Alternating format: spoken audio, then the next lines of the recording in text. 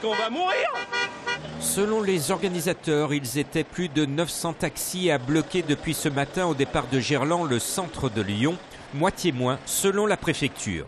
Les artisans taxis protestent contre la loi de finances de la sécurité sociale 2013 qui prévoit la possibilité pour les établissements de santé d'ouvrir des appels d'offres pour les déplacements médicaux au profit des grandes sociétés de transport.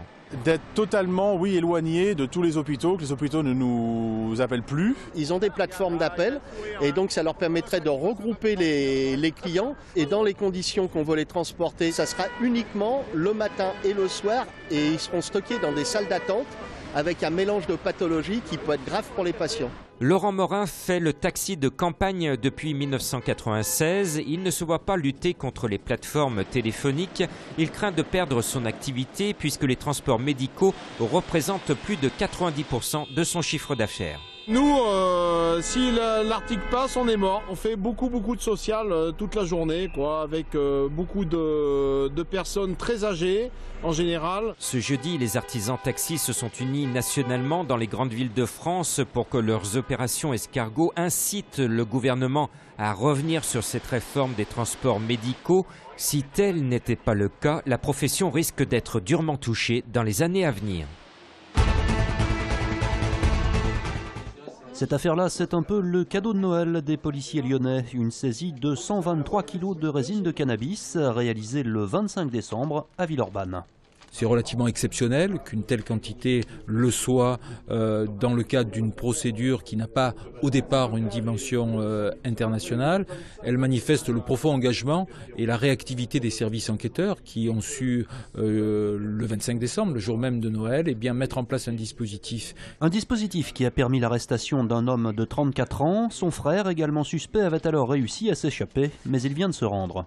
Le deuxième suspect, qui avait pris la fuite en prenant des risques inconsidérés et qui mettaient en danger la vie des piétons et des usagers ce jour-là, n'a pas été interpellé parce que c'était trop dangereux, mais il se savait identifié et donc il s'est constitué prisonnier. Il est d'ailleurs présenté aujourd'hui même au juge d'instruction. Les deux hommes jusqu'alors inconnus de la justice risquent 10 ans de prison. Outre les 123 kilos de cannabis, les policiers ont aussi saisi 2 fusils à pompe.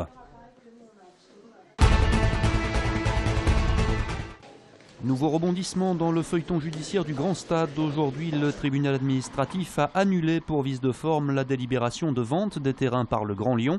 Une victoire pour les opposants défendus par Étienne Tata. Le Grand Lyon doit redélibérer.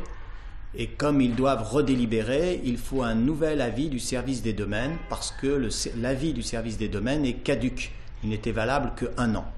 Et donc à partir de là, va de nouveau s'ouvrir le débat sur le prix. Je pense que ça doit être l'occasion pour que les collectivités locales arrêtent cette gabegie. Et cette gabegie, on commence à la voir de plus en plus tous les jours puisque le projet n'est toujours pas financé par le privé. Dans un communiqué, le Grand Lyon précise que le prix de vente des terrains à 40 € le mètre carré correspond à l'estimation des domaines. Selon la communauté urbaine LOL, il faudra prendre une nouvelle délibération, mais la décision du tribunal n'aurait pas de conséquences sur la vente. Le nouveau parking Saint-Antoine, ce n'est pas pour tout de suite. Initialement prévu pour le 1er juillet 2015, la livraison du nouvel équipement ne devrait intervenir que fin 2016, soit avec 18 mois de retard. En cause, un recours déposé par les riverains de la place d'Albion, d'où doit déboucher le parking. Le début des travaux prévus dans 2 mois est donc reporté. Ce n'était pas une obligation pour la ville de Lyon de repousser le chantier, mais à un an des municipales, l'initiative est plutôt de bon augure. Cette défaite, elle va encore plus nous aider à garder les pieds sur terre. Ça ne veut pas dire qu'on a eu la tête dans les étoiles. C'est juste que c'est bien de nous mettre un peu de plomb dans les godasses parce qu'on est une équipe quelque part banale quand on ne fait pas tous les efforts. Le gardien lyonnais espère donc que la défaite à Épinal en 32e de finale de la Coupe de France aura le même effet que celle de Toulouse sur le groupe qui avait ensuite étrillé l'OM 4-1. Car les Lyonnais reprennent le championnat dès samedi face à Troyes. La Ligue 1, désormais le principal objectif de Lyon. Éliminé des 2 coupes nationales, contrairement à la saison passée, où l'OL avait disputé les 2 finales et remporté la Coupe de France. L'année dernière, je pense qu'on avait une équipe qui était moins régulière. J'en veux pour preuve le nombre de points, le nombre de buts encaissés en championnat. On était capable peut-être de coups encore plus fous l'année dernière. Enfin, ce qu'il y a de sûr, c'est que cette année, on ne jouera plus de coupe. Donc on n'est pas une équipe de coupe, ça c'est clair et net. l'OL va maintenant pouvoir jeter toutes ses forces dans la bataille pour atteindre l'objectif avoué, finir sur le podium de la Ligue 1 et retrouver la Ligue des Champions. Pour cela, l'OL, actuel deuxième à égalité de points avec le leader parisien, doit aborder de la meilleure des manières la phase retour, chez un adversaire qui joue le maintien. Sur les 19 matchs qui nous restent en Ligue 1, si on combat que quand on joue une équipe qui est classée au-dessus de nous, ça va être compliqué. Pour ce déplacement à 3, Yoann Gourcuff fait son retour dans le groupe. Côté mercato, Fabian Monzon devrait très prochainement être prêté au club brésilien de Fluminense.